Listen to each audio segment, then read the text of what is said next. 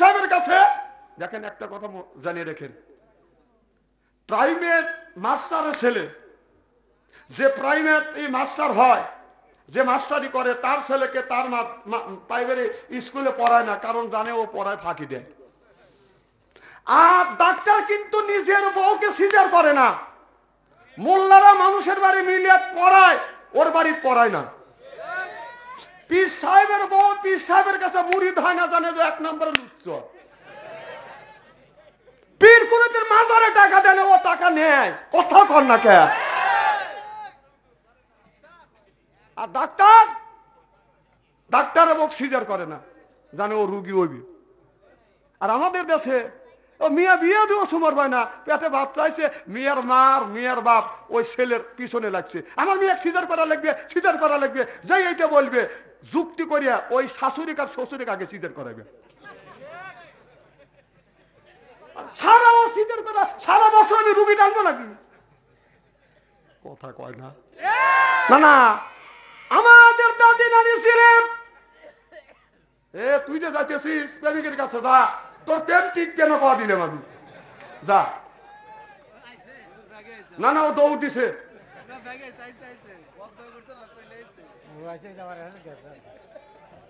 মার হওয়ার তো জোরে কর, এদিক তাকান।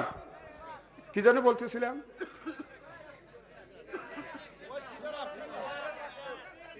ছোটবেলা দেখছি নানি দাদি 12 বছরে বিয়ে হয়েছে, 12 বছরে বিয়ে হয়েছে, 14 বছরে বাদন সন্তান হয়েছে, 11টা 12টা 19টা 20টা পর্যন্ত বাদন বেটা বিটি হয়েছে, জোরকান ঠিক কিনে। আর এখন ও বাদন আপনারা 21 বছরের নিচে বাদন বিয়ে হয় না। যদি 21 বছরের আগে যদি বাদন বিয়ে হয়, বাধা দেওয়ার অনেক লোক আছে। আর অনেক মিয়া বয়সের কারণে 35 বছর বয়স হয়ে গেছে, আর কেউ বিয়ে করে না, ওই সময় তার পাশে কেউ দাঁড়ায় না। আপনি 12 বছরে 14 বছরে মেয়ে উপযুক্ত হয়েছে, 18 বছরে মেয়ে বিয়ে দিবেন, দেখেন বাধা দেওয়ার অনেক লোক আছে, গ্রাম থেকে শুরু করে সরকার বাহাদুর পর্যন্ত আপনাকে ধরে নিয়ে দেবে, কতক্ষণ না কে। আর মেয়ের বয়সের কারণে 35 বছর বয়স হয়ে গেছে, কেউ আর বিয়ে করে না, ওই সময় মেয়ের পিছনে কেউ থাকে না।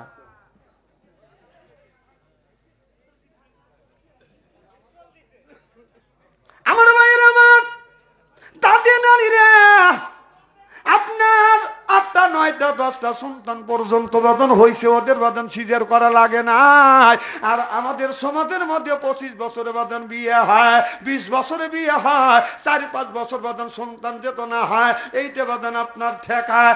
এরপরে 25-26 বছরে বাদন আপনার বাচ্চা নেয়, এরপরে বাদন বাচ্চা যখন নেয়, মাঝে মধ্যে হাসপাতালে পরীক্ষা করে বাচ্চাটা পেটের মধ্যে কায়দায় আছে না বেকায়দায় আছে, পানি আছে না শুকা গেছে। এরপরে বাদন যখন আপনার 8 মাস 9 মাস পর্যন্ত কয় বাচ্চাটা ঠিকই আছে, পজিশন মতে আছে, পেটের মধ্যে পানি আছে। আবার যেদিন ব্যথা ওঠে, মেয়েটা যন্ত্রণা সহ্য করতে পারে না, স্বামী রে আমি যদি মরিয়া যাই, তুমি মরিয়া, আমি মরিয়া গেলি তুমি খুশি হইবে, আমাকে সিজার করাও না, গেলাম।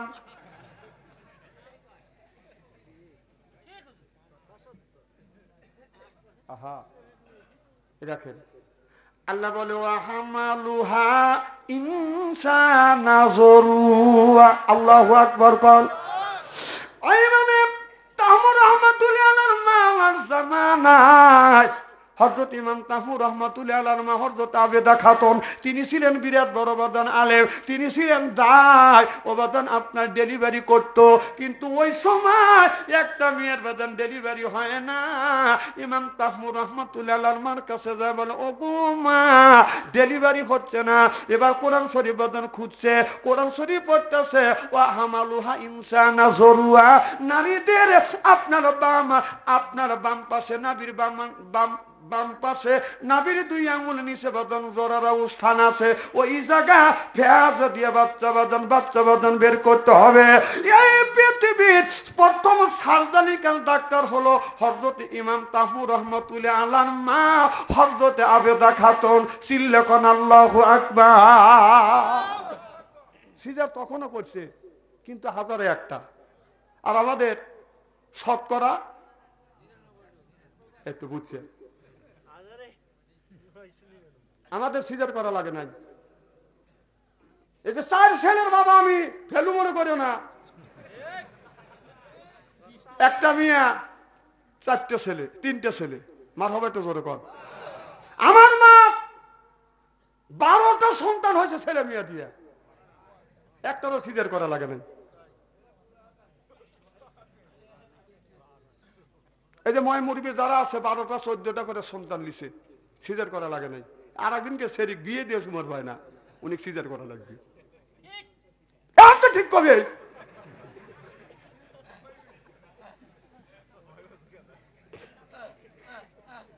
আমার ভাইরা আমার ভালো করে লক্ষ্য করে শুনুন, আমলে নিয়েতে শুনতে হবে। মায়ের অধিকার আর বাবার অধিকার সন্তানের উপরে বাদন কতটুক আছে। একটা বাবা বাদান আপনাদের দূরের মাঠে বাদান কাজে গেছে, বিবিকে বলে বিবি রে আমি দূরের মাঠে কাজে যাচ্ছি, ছেলের কাছে সকালবেলা খাবার পাঠিয়ে দিও। বাবা সকালবেলা আপনার ফজর আজান দিছে, ফজর নামাজ পড়ছে, ফজর নামাজ পড়িয়া বাবা বাদান চলে গেছে কাজে, দূরের মাঠে কাজে গেছে। মা সুন্দর করে রান্না বাড়া করিয়া ছেলেকে বলতেছে বেটা এই যে তোমার বাবা দূরের মাঠে কাজে গেছে, তোমার বাবার জন্য খাবারটা তুমি নিয়ে যাও, খাবারটা বাদান নিয়ে যাও। মা বলে বেটা খাবার নিয়ে যাও, আর ছেলে খাবার নিয়ে যায় না। ছেলে বাদান এতটুক একটা বল, আর এতটুক একটা বাথাম, আর এতটুক 3টে বাদান লাঠি, তার নাম হলো বাদান ক্রিকেট। ক্রিকেট যেরকম এতটুক এতটুক একটা গুটি, এতটুক 3টে ডাং, মাথা হলো চোখা, আর একটা এতটুক বাথাম, তার নাম কি ব্যাট, ক্রিকেট বল। ছেলে ক্রিকেট নিয়ে যায়, মার আহ্বানে সারা দেয় না। এবার যখন যায় না, ছেলেটা খেলার জন্য গেছে, বাবা বাদান ক্ষুধানো যন্ত্রণায় সহ্য করতে পারে না। 11টা বাচ্চা বাদান আসে না, 12টাতে আসে না, একটা যখন বেজেছে বাবা রাগ করে বাড়ির বিবির কাছে এসে বলে বিবি রে সকালবেলা আমি অনাহারে গেছি, তুমি কোনো খাবার পাঠালে না ছেলের কাছে। এ বিবি তোমার জন্য আমি কষ্ট পাইছি, এত কষ্ট দিলে ক্ষুধানো যন্ত্রণা আমি সহ্য করতে পারতেছি না। বিবি বলে স্বামী রে রাগ করেন না, দেখেন আপনি যাওয়ার সাথে সাথে আমি ফজরের নামাজ পড়ছি, সুন্দর করে রান্না বাড়া করিয়া খাবারটা প্লেটে বাড়ি আমি একটা গামছা দিয়ে বেঁধে রাখছি, পানি 1 বোতল পানিও রাখছি।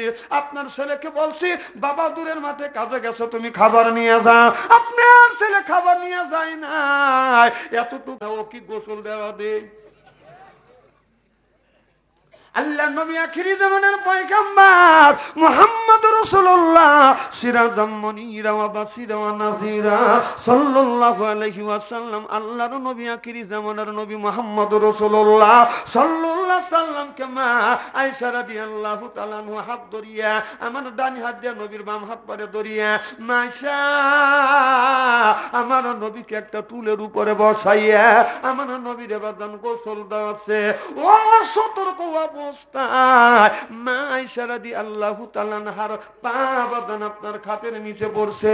রাসূল লক্ষ্য করে দেখে রক্ত পানি গুনি বাদান শরীর মোবারক থেকে পড়তেছে, জমিনে পড়ার সাথে সাথে বাদান পানিতে বাদান লাল লাল হয়ে যাচ্ছে।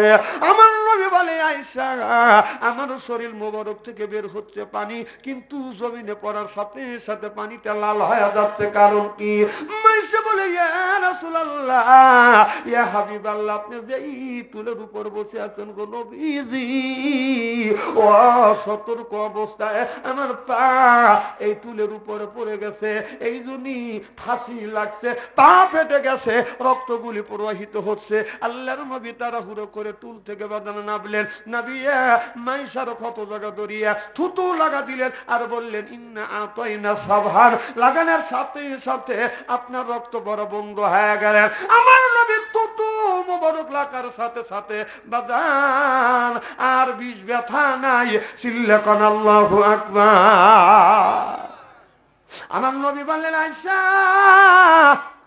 তাম পৃথিবীর নারীদের বলে দিও, কোন নারী যদি তার স্বামীকে যদি গোসল দেওয়ায়, 1 ফোঁটা পানি যদি স্বামীর গায়ে পড়ে একটা নেকি হবে, আর স্বামীর শরীর থেকে আপনার পানির ফোঁটা জমিনে পড়ার সাথে সাথে আল্লাহ আপনার আপনার ওই 6টা নেকি আল্লাহ দিবে। সুবহানাল্লাহ বললেন না? আর হাদিসের মধ্যে আছে 1 ফোঁটা পানি যদি বিবি শরীরে দেয়, আপনার স্বামীর শরীরে দেয়, এক ফোঁটা পানিতে 10টা নেকি দিবে। আর ওই ফোঁটাটা জমিনে পড়ার সাথে সাথে এক একটা ফোঁটায় ফোঁটা বাঁধান আপনার আল্লাহর নবী বলেছে 10টা করে নেকি দিবে। সুবহানাল্লাহ। এখন ওই বুড়া মানুষ বলে, হুজুর বউ গরম পানি করে দেয় না। আমি বললাম, মা তুমি গরম পানি করে কেন দিবে না? এই যে আমরা শুরু হয়েছি, এখন প্রত্যেক দিন পানি বয়েল করে দেয়, আমি গোসল দিই, বিবি আমার গোসল দেওয়া দেয়। মারহাবা তো জোরে কর। এই ওয়াজ শুনে বাড়ির যা বলতেছে, মানুষের বউ আমারও বউ, মানুষের বউ আমারও বউ। বউ কয় তুমি বউ বউ করো কে? কয় তুমি বউ না তুই তো। হ্যাঁ আমি তো না, তুই তো নাকি? হুজুর গারে বউ দৈনিক পানি বয়েল করে হুজুরে গোসল দেওয়া দেয়। আর 30টা বছর ধরে তোর সাথে ঘর সংসার করতেছে, একটা দিনই তো পানি বয়েল করে দিলি না। কয় এতই শক্ত করে বউ করাও, তোমার গোসল করে দিই। 15 মিনিট বড় বাঁশের খড়িতে পানি সিদ্ধ করছে। তাহলে হাত দিয়ে দেখা লাগে যে এই পানি গায়ে শোবে কি শোবে না। ওই সোলার বেড়া দেওয়া, পাটখড়ির বেড়া দিছে, জোপের বেড়া, ওখানে প্রসাব করে বসে স্বামী, বিবি ভাবছে যে উনি গোসল করবার জন্য পরিশ্রম নিছে। বউ করছে কি, একবার না পানি তুলে গাড়ির উপরে ঢালে যে ও মা কয় বেড়া ভাঙতেই তো।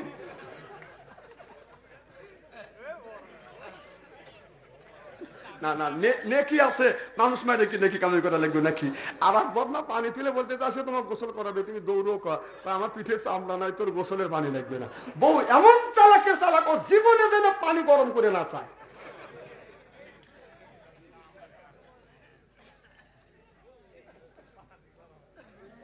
আমার ভাইয়ের, আমার মা বোনেরা ভালো করে লক্ষ্য করে শুনুন। অনেক মানুষ বলে মা ফাতেমা রাদিয়াল্লাহু তাআলা আনহা আপনার নিজের স্বামী হযরত আলীকে গোসল দেওয়াইছে, এরপরে ওযু দেওয়াইয়া, ওযু দেওয়ানোর পরে মা ফাতেমা হযরত আলীকে বলছে, স্বামী রে আপনার পাটা টান করে দেন, আমি সুন্দর করে মা ফাতেমা মাথার চুল দিয়া হযরত আলীর পাটা মুছিয়ে দিছে। সুবহানাল্লাহ জোরে কর। যিনি জান্নাতের মহিলা, সেই যদি মাথার চুল দিয়ে স্বামীর পা যদি মোছা দেয়, তুমি কয় নম্বর জান্নাতি নারী হয়েছে? হ্যাঁ, তোমার মাথার চুল দিয়ে তোমার স্বামীর পা মোছা দেও না? আচ্ছা, মাথার চুল দিয়ে কার কার বিবি মাথার চুল দিয়ে স্বামীর পা মোছা দিচ্ছে? একটু হাত তুলে দেখান তো দেখি। 4 জন লোক পাইলেন এই জায়গা। মা বোনেরা দেখছেন না আপনারা? আরে মা না, এটাতে নিয়ে কি? মা ফাতেমার মতো নারী সেই কাজ করতে পারে, যদি করে আপনারা কেন পারবেন না? মা বোনদের আজকে বাড়ি দেবেন, মা বোনেরা বলবি যে আজকে তো পা টান করে দে আমি।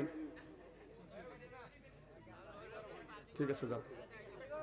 লা ইলাহা, এরকম আমার কাছে অনুমতি নিয়ে যাচ্ছে, আপনারা মনে করেন বিনা অনুমতি যাচ্ছে, কানা বক্তা না, সবকিছু চোখে দেখি। আমার ভাইরা, আমার মুসলমান ভাইরা, আল্লাহর হাবিবের প্রিয় উম্মতেরা ভালো করে লক্ষ্য করে বলুন, লক্ষ্য করে শুনুন। আল্লাহ বলে ইন্নাল্লাযিনা আমানু, ইন্না মানে নিশ্চয়ই আল্লাযিনা যারা ঈমান আনবে ওই আল্লাহর উপরে, ওয়া আমিলুস সালিহাত, আর যারা নেক কাজ করবে, 1 নাম্বার নামাজ পড়বে, 2 নাম্বার নেক কাজ করবে। আল্লাহ নামাজের কথা কোরআনের মধ্যে 80 থেকে 82 জায়গা বললেন, ওয়াকিমুস সালাহ, নামাজ কায়েম করো, অতু যাকাত আদায় করো, কুতিবা আলাইকুমুস সিয়াম, রমজান মাসে রোজা রাখো। কথা কার? তাহলে আল্লাহ নামাজের কথা 80 থেকে 82 জায়গা যদি আল্লাহ বলিয়া থাকে, কোন জ্ঞানে কোন বিবেকে তুমি নামাজ ছাড়ে দিয়ে এরপরে বাজার হাতে রাখছো বালা, এরপরে গলায় হলো হাতে রাখছো বালা, এরপরে পরনে হলো পাটের সালা, গলায় পুতির মালা। আমি হিসাব করে দেখলাম ওই লোকটা অরিজিনাল শয়তানের শালা। নামাজ নাই, রোজা নাই, হজ নাই, যাকাত নাই, খালি বান্দারি গজল কয় খাসার ভিতর আছেন পাখি দুগলো কি বাঁধে, এই খাসার ভিতর আছেন পাখি দুগলো কি বাঁধে, মুর্শিদকে খাওয়াইলে সানা পাখি কি খাবে, এ হায় হায় মুর্শিদ খাইলে মা কোন সানা, পাখির তো খাওয়া হইল না, মুর্শিদকে খাওয়াইলে সানা পাখি কি খাবে? পাখি গু খাবে তো তোর কি? পাখি বলে বেশি বেশি করে নামাজ পড়ো, পাখি বলে বেশি বেশি করে রোজা রাখো, বেশ পাখি বলে বেশি বেশি করে জিকির করো। রসুল বললেন কুল্লু সাইল সেকালাতুল কুলুবিহিল যিকরুল্লাহ, বেশি বেশি করে জিকির করলে কলবের ময়লা পরিষ্কার করে দেয় কে? এই যে কাপড়ে যদি ময়লা ভরে সাবান সোডা দিলে পরিষ্কার হয়, শরীরে যদি ময়লা ভরে সাবান দিয়ে দলন দিলে বদন পরিষ্কার হয়, আর কলপের মধ্যে ময়লা ধরলে কি দিয়ে আপনি পরিষ্কার করবেন? মনে বাবলা পাতা দাগ লেগেছে, মনে বাবলা পাতার দাগ লেগেছে, ধুইলে কি যায় সাবানে সাবানে, মনের ময়লা মুজবে কেমনে? খাসলো তো যায় না রে ধুলে, স্বভাব যায় না রে মলে, শিকার গন্ধ যাইবে কি ভাই, সুসার গন্ধ যাবে কি ভাই, গোলাপ জল দিলে মনের ময়লা মুজবে কেমনে? নবী বলে কুল্লু সাইল সেকালাতুল কুলুবিহিল যিকরুল্লাহ, বেশি বেশি করে জিকির করলে কলবের ময়লা পরিষ্কার করে দেয় কে? তাহলে জিকির করলে কলবের ময়লা পরিষ্কার করে আল্লাহ। ঠিক আছে, যাও দেখেন আপনাদের সুন্দর, থ্যাংক ইউ, সুন্দর পরিবেশ দেখে আমার আত্মা ভরে যাচ্ছে। এক আঙ্গুল করে তুলতেছে, প্রসব করে আসতেছে, কেউ যাচ্ছে না। মার হবা একটু জোরে কর। আমার সাথে আখিরি মোনাজাত করিয়া যাওয়ার মন মানসতা ইমানের স্পিরিট কি আপনাদের আছে? আমার কথা বুঝেন, আমার সাথে একই সাথে আখিরি মোনাজাত দিয়ে ইমানের স্পিরিট তো আপনাদের আছে। যে কার কার আছে ওয়াদা দিতে হবে।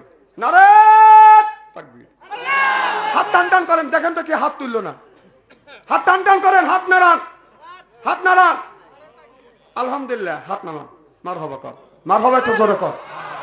এই যে গুণগুণী জোরে জমিনে পড়ে গেছে, সুবহানাল্লাহ একটু জোরে কর। আমি খুব সন্তুষ্ট হচ্ছি, খুব খুশি হচ্ছি। আমি জানি যে সারা রাত যদি ওয়াজ করি আপনারা কেউ যাবেন না, কারণ ওয়াদা দিছে না আমি অত আপনাদের কষ্ট দেবো না, অল্প সময় ওয়াজ করে মোনাজাত দিয়ে চলে যাবো একসাথে ইনশাআল্লাহ। আমার ভাইরা আমার, তাহলে জিকির করলে কলবের ময়লা পরিষ্কার করে দেয় কে? আর আমাদের দেশের জিকিরে সাইজ দেখছেন, সন্ধ্যা গেছে কারেন্ট চলে এখনো তো আইলো না, গরমের জ্বালায় কাপড় সুপুর ঠিক রাখাই আর গেল না। ও তেল খানা না জায়গা পাও না, মাটি কেটে খায় এখানে জিকির। আমরা জিকির পাইছি সুবহানাল্লাহ, আলহামদুলিল্লাহ, লা ইলাহা ইল্লাল্লাহু, আল্লাহু আকবার, সুবহানাল্লাহ জোরে কর। তারপরে আপনি জিকির করবেন ইয়া আল্লাহ, ইয়া রহমান, ইয়া হাইয়ু, ইয়া কাইয়ুম, ইয়া হান্নান, ইয়া মান্নান। আপনি আল্লাহকে এইরকম করে জিকির করবেন। আর আমাদের দেশে যেইভাবে জিকির হয়, এই জিকির বদন কোরআন আর হাদিসের মধ্যে নাই। সিল্লাকন ঠিক কিনা? আমাদের দেশে নিয়ম আছে, ভালো ভালো বলো না, ভালো ভালো ওয়াজ করে, কোনো কথা নাই। পীর সাহেব খালি রাস্তা দিয়ে হাইতে আসবে, তার মুরিদ দেখায়, একজন দেহে কয় হি হি, ও গুরু কিমনি কুরু কুরু করে, তাই না? ভালো ভালোই করে পীর সাহেবের কাছে, ভালো ভালো কথা বলে, ওনার হাসি ওঠে না। আর পীর সাহেব হাইতে আসতেছে, কিচ্ছুই বলতেছে না, হাইতে আসতেছে, অনেক লোক জানোয়ার দেখছি, এইরকম কুত্ত দেখিনি। ঠিক কিনা বলুন? আমি নিজে প্রমাণিত।